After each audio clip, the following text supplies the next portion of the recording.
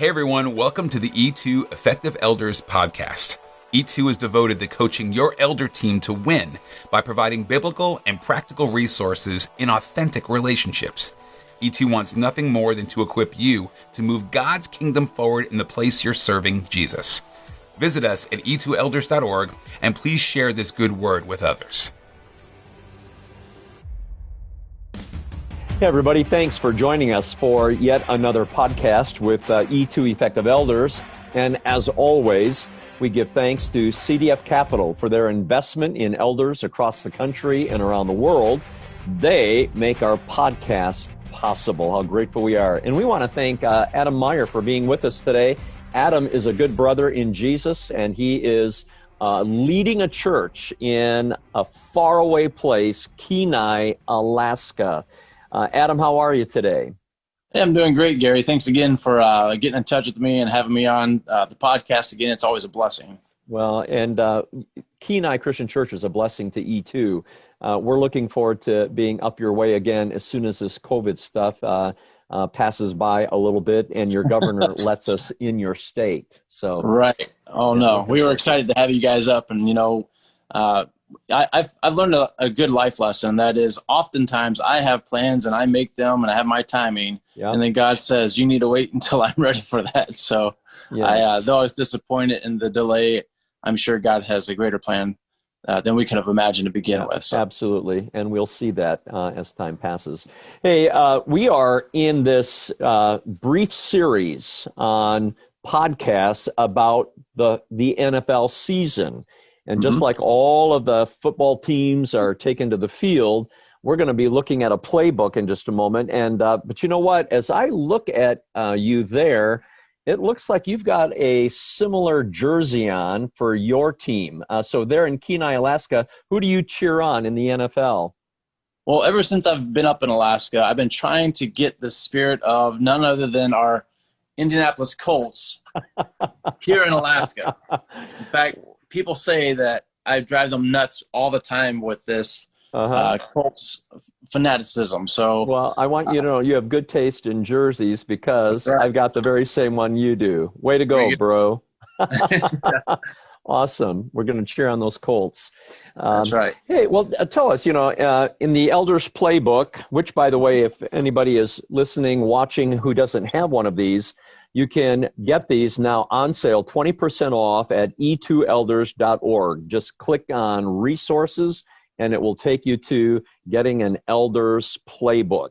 And Adam, when you look at a football playbook and you're going to call a play for the team out on the field, when it comes to your elders at Kenai Christian Church, what's one of the plays that you would call out of the playbook?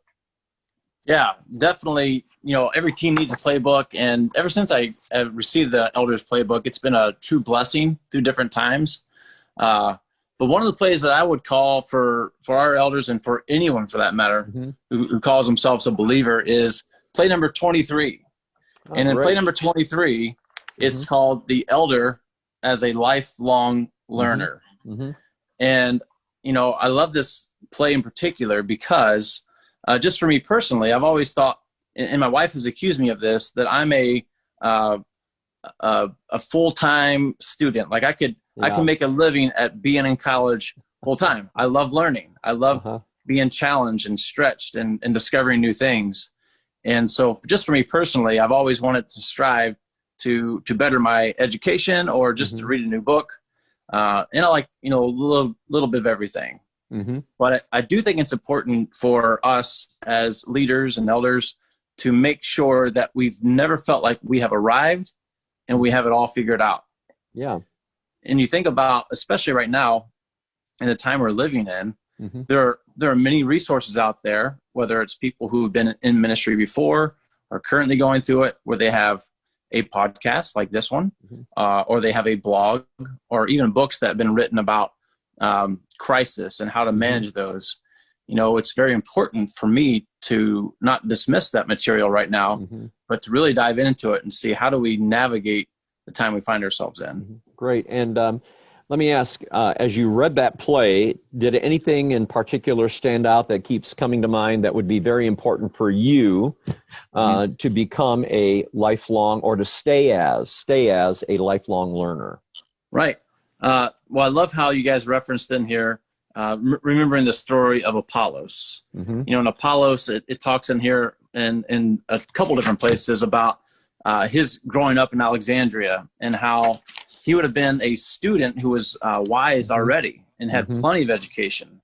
He had the opportunity to know and to grow in not only his faith, but just in his intellect. Mm-hmm. And I love it when we talk about, or when you talk about in this playbook, especially on this page here, about the formula that it takes to be like Apollos in your learning growth. Mm-hmm. And that formula, as written down, is the A plus A equals A. Mm-hmm. And I'm probably giving away a lot of your play here, but that's okay. I just want to talk about it. No, that's all good.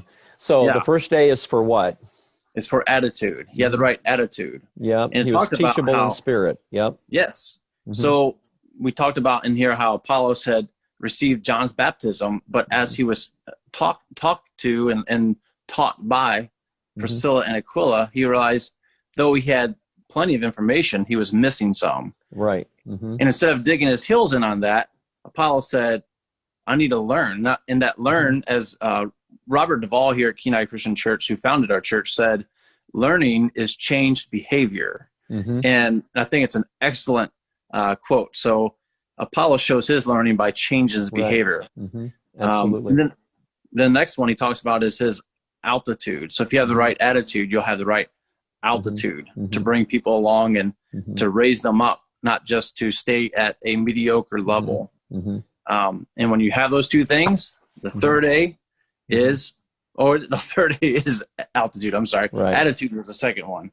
But aptitude. Aptitude is the first one. That Apollos had some great skills and abilities. And when we add to that plus sign, when we add a great teachable spirit, a humble attitude to it, those two together can help us reach a higher altitude in advancing the kingdom of God. Mm-hmm. And I think what I loved about it, especially how this ends up here in the summary of it all. And show that again. You got some yellow highlighting there. That's what I really like to see. Yeah, definitely. I always have my highlighter, or at least a pen or something to take notes with as I'm going through. But we have to, I think one of the most important things, and you guys pointed out here too, is we're not learning just for ourselves to be better. We're learning to bring people along with us to become better as well. Right. To not just raise ourselves up and be high and mighty to say, hey, look how awesome I am, but to bring people along in their understanding, in their faith. So as we reach an altitude of knowledge and wisdom, we're bringing others along to also attain that as well. Right. Yeah, many years ago, when I was in Acts chapter 18, reading that story about Apollos, the Lord really convicted me then about the need to become a lifelong learner and to stay as one. What warmed my heart, one of our sons named his son Justin Apollos. So every time I talk to Justin, I can remind him that he has this second middle name, this middle name that reflects an incredible young man who was used of the Lord instrumentally to advance his church. Yeah, absolutely. Mm-hmm.